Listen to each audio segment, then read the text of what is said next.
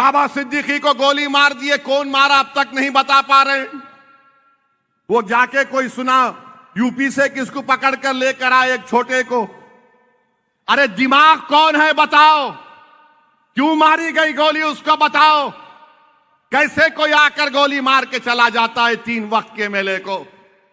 वो क्या था बताओ, फिर वो कौन सा नाम दोगे तुम उसको बताओ।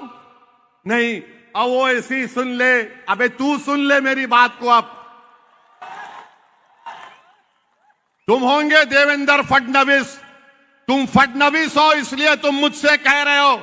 अरे मैं किसी के पैर के पास बैठकर भीख नहीं मांगता, मैं अल्लाह की बारगाह में सर झुकाकर दुआ करता हूं। भीख मांगूंगा मेरे रब से जो जमीन आसमान का खालिक है। मेरे मुकद्दर में कामयाबी है तो कोई माइका लाल उसको नहीं रोक पाएगा इंशाअल्लाह ताला। ये बार बार डराते हैं, गोली मारेंगे, जेल को डालेंगे। डालो ना बाबा, कौन तुमको रोक रहा है। हम तो हर हाल में इस दुनिया में आए तो जाएंगे एक दिन, तुम भी जाओगे मैं भी जाऊंगा।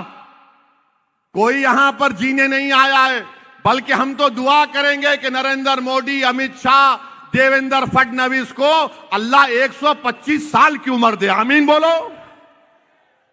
अब क्या बोलेंगे बोलो। और हमारे को अल्लाह ऐसी मौत दे कि हम सीना तान कर बातिल ताकतों से मुकाबला करे और अल्लाह हमको उस वक्त उठा ले और हमारे लबों पर कलमा शहादत हो, उस वक्त अल्लाह हमको उठा ले। ये वो कर देंगे। वोट का जिहाद हो रहा, कहां पे हो रहा वोट का जिहाद।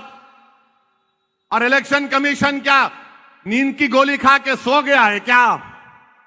अगर वही बात ओवैसी कहता, अगर वही बात मैं अपने भाषण में कह देता तो अब तक मुझे अरेस्ट करके केस बुक करके पूरे मीडिया के लोग सुबह 6 बजे से रात के 12 बजे तक मुझे दूल्हा बना देते कि ओवैसी का भड़काऊ भाषण आ गया, ओवैसी ने ऐसा कहा। एक एक एंकर, एक एक मैडम, एक एक जेंटलमैन टीवी पे आके पूरा ज्ञान बांटते।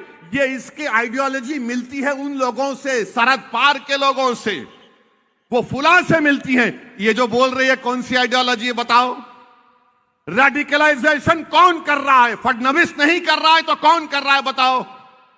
मगर बीजेपी इस चुनाव को हिंदू मुस्लिम करना चाहती है, क्योंकि मोदी के पास दिखाने को कुछ नहीं है, बीजेपी पे पास दिखाने को कुछ नहीं है।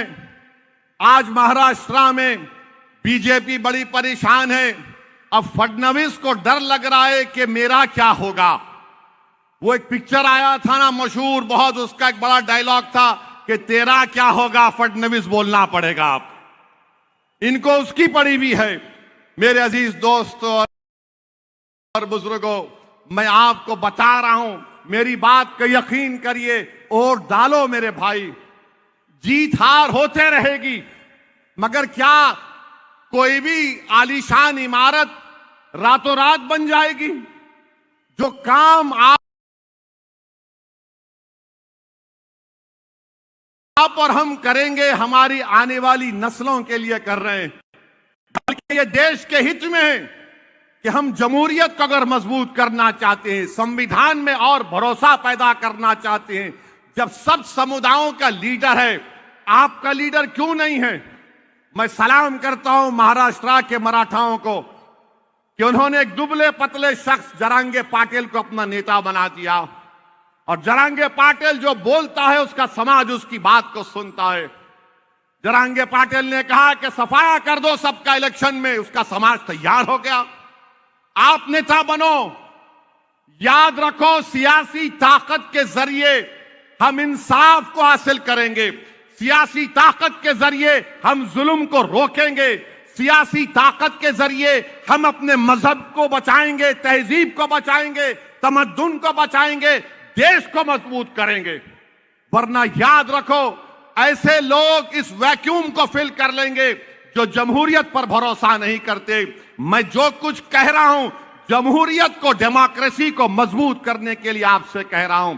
बहरहाल मेरे अजीज दोस्तों और बुजुर्गों, आप तमाम का बेहद शुक्रिया।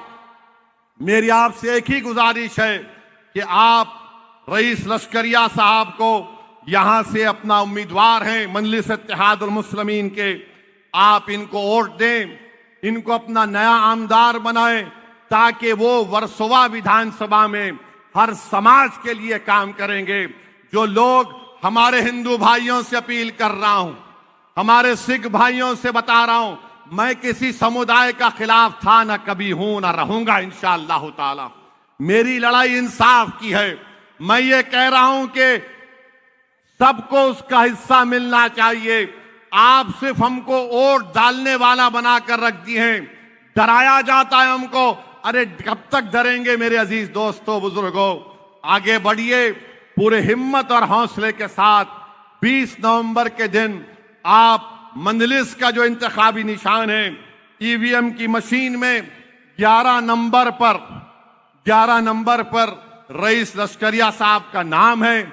आप पतंग के निशान पर बटन दबाकर अपने इत्तेहाद को, भारत की जमहूरियत को, भारत के संविधान को मजबूत करिए।